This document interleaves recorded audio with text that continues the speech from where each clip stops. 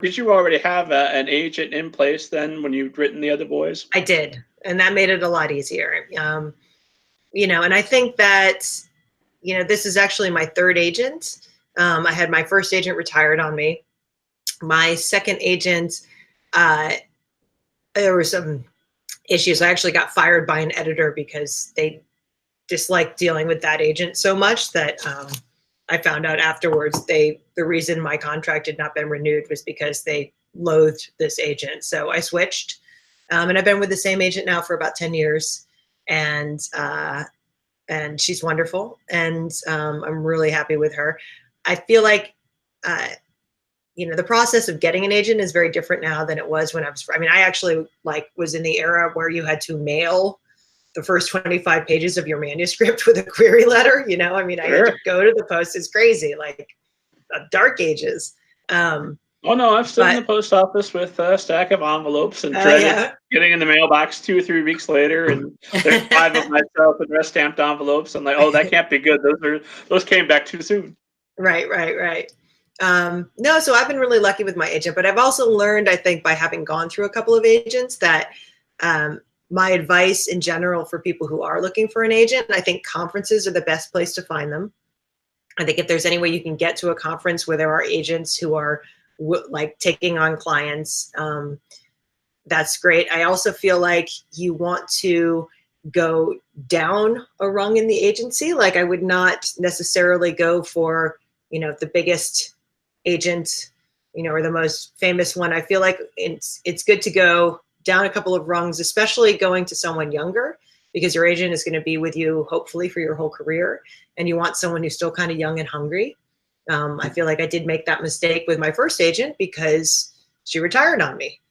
She was wonderful. She had her own agency, but 2 years in, she decided she wanted to spend more time with her grandchildren, which I completely respected, but it meant that I was kind of out of luck, because that's my other piece of advice is don't go to a 1-person shop or even a 2 or 3-person shop.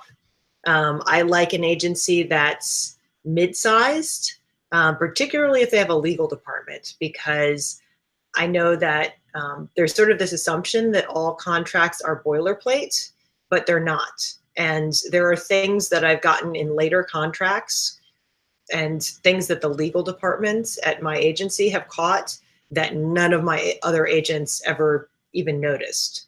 And things that are important, like cover approval, title approval, like things that make a big difference.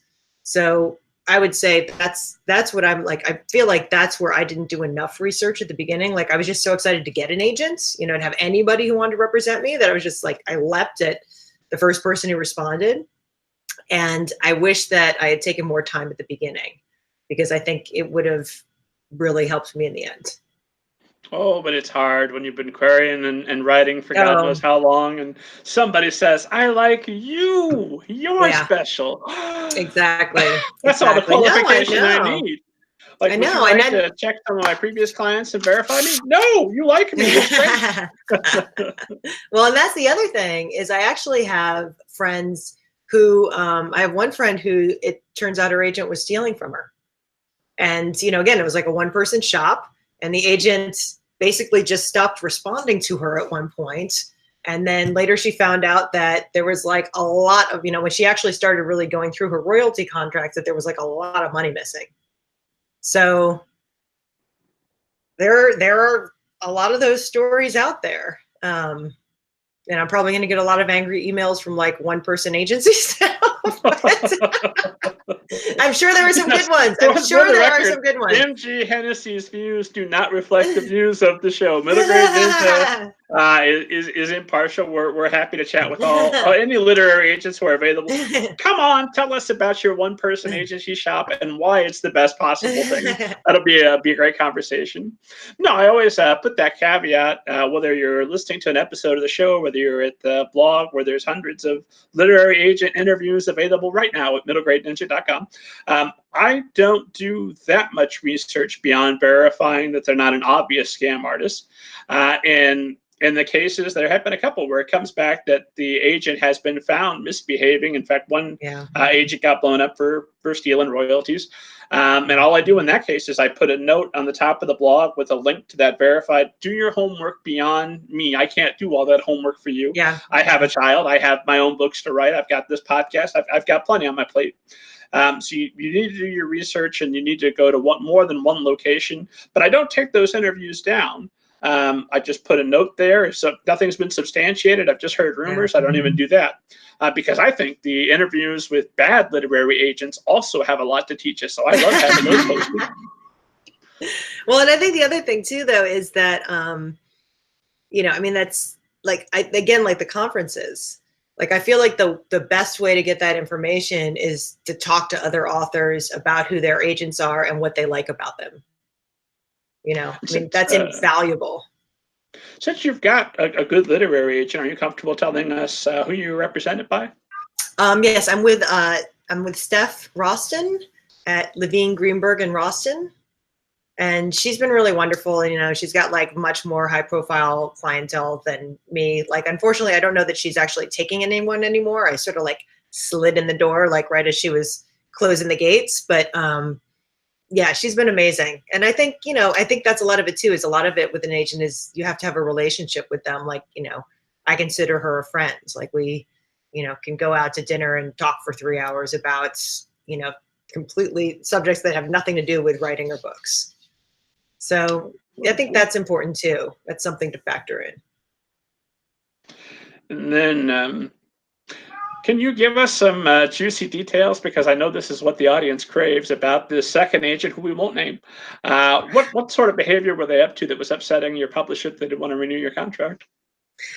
So what happened was I ended up finding out afterwards. This is when I signed again, like with sort of a storied older agent. But it turned out that the person who actually was representing me and doing most of the communication with the publishers was his kind of mentee who he had just taken into the company. And this was, again, like a one-person shop who, you know, I think this kid was like the assistant who was answering the phones and then sort of stepped in and was doing most of the day-to-day work, which I was not aware of when I signed with them. So this was when the show Entourage was super popular. Do you remember that show? Oh, of course.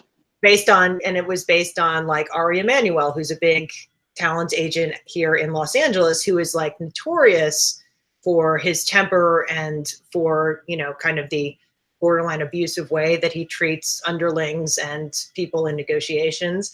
So I feel like the kid, you know, because he was a kid who was doing the day-to-day work, really emulated that character.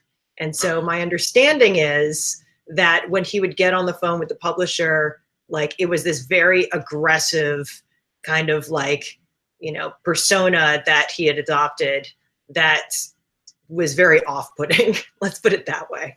So that's my understanding, is that like, it was a lot of sort of, you know, he would pick up the phone and be like, you know, hey, like, you know, my client told you that they don't like this cover. Like, what are you going to do about it? And, you know, with expletives, I'm sure trailed in between. Sure. I mean, it was like, I don't, you know, and unfortunately, like I had no idea that any of that was going on. I mean, really, like I had no idea.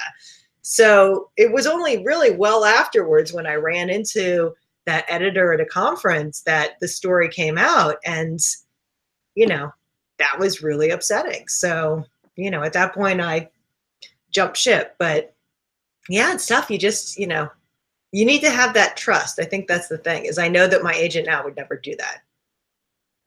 But you survived it. Your career is flourishing. Here you are on the Middle Grade Ninja show. My God.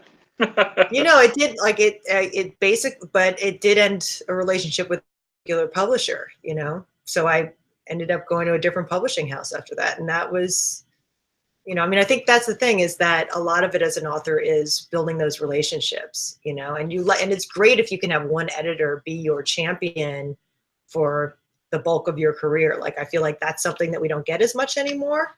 That's sort of like the old school, you know, you'd sit in like with like a cigar and a brandy a study with your editor and have like conversations, and they would be your friend. They'd be like sort of your Ezra Pound, right? Like we don't really get that anymore. You know, there's so much more movement and transition, and a lot of times the editors are super young now, you know, which isn't necessarily a bad thing. Again, oh my gosh, here we go. We got a special cameo appearance. We have Mr. Slippers is paying a visit. Welcome to the show, Mr. Slippers. We've enjoyed your appearance. Oh my goodness.